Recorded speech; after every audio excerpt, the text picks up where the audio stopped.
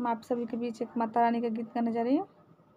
अच्छा लगे तो लाइक सब्सक्राइब कमेंट शेयर जरूर करना।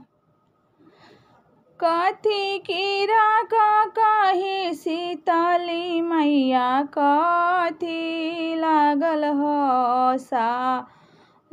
कथी कीरा का कही सतो बहनी, कथी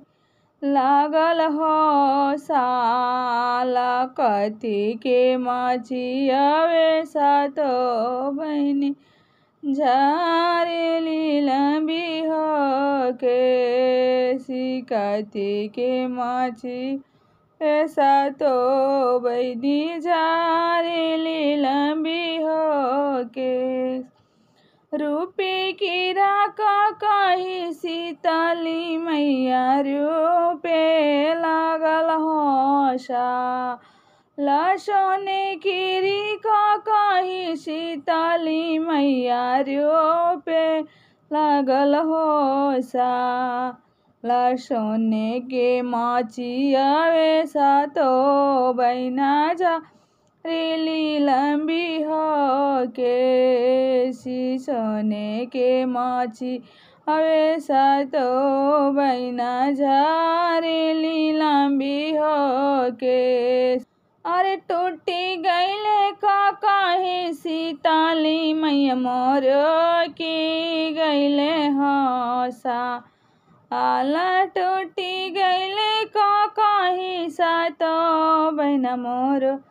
की गईले हो साला रोअती कलपति सातो बहना, सोनारा घरे हो जा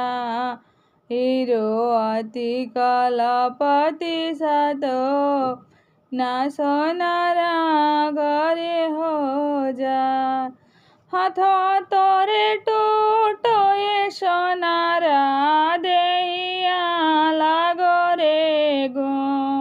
ना कौना हाथे गड़ले रे सोनारा कही के रे साला कवना ते गड़ले रे सोनारा कही के हो सा रोवेले सोनारा की माई लाटा धोनी हो के अब की नियरवे सातो बकासी न हो फिर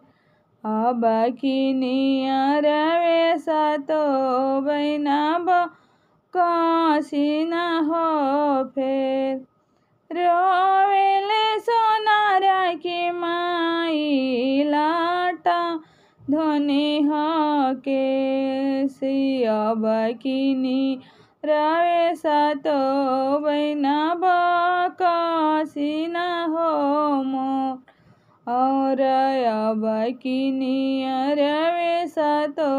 बहना, बकासी न हो मोर।